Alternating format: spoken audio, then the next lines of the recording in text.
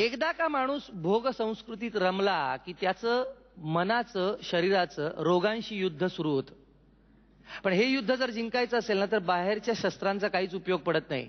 स्वतःच्या शरीरालाच आपल्याला शस्त्र बनवावं लागतं आणि मग त्या रोगांशी मुकाबला करावा लागतो. पण ना शरीर जर निरोगी हवं असेल तर मन सुद्धा तितकंच निरोगी असायला हवं. आणि मन निरोगी बनवण्याचे जितके प्रकार आहेत त्यामध्ये अग्रक्रमावर आहे योगासन. योगाचा हाच संदेश घेऊन येत आहे अमित ग्रुप नागपूरहून. जोरदार टाळ्यांनी त्यांचं स्वागत करूया.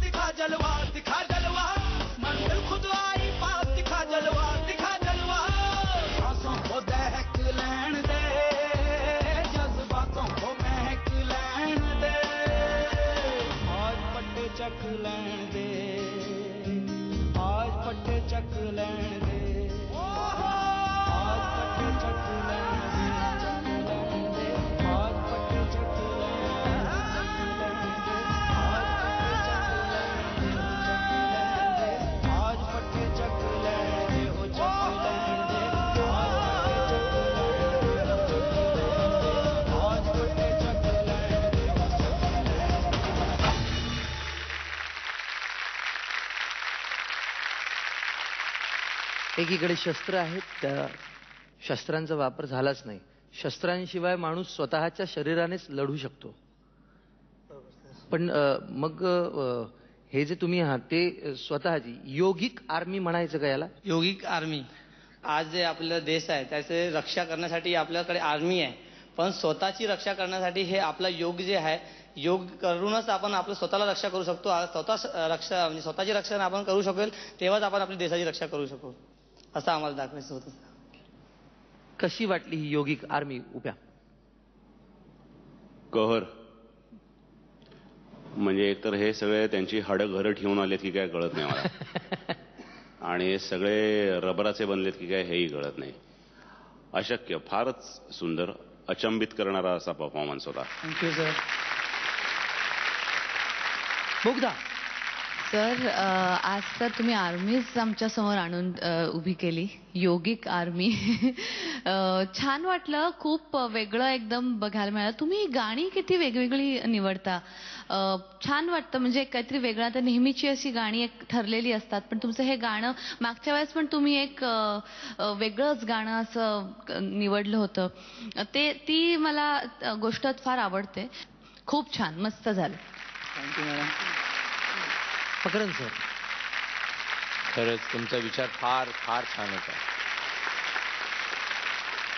थोडासा पोचला असता अजून तर गंमत झाली असती, पण विचार खूप मोठा आहे आणि तुम्ही तो सादरही केलात. कोरिओग्राफी चांगली होती, तुम्ही चांगलं केलं, अजून चांगलं पाहिजे होतं.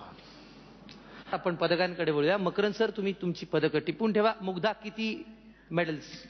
मी तुम्हाला 10 मेडल्स देणार आहे. 10 पैकी 10 मेडल्स मिळालेले आहेत. धन्यवाद.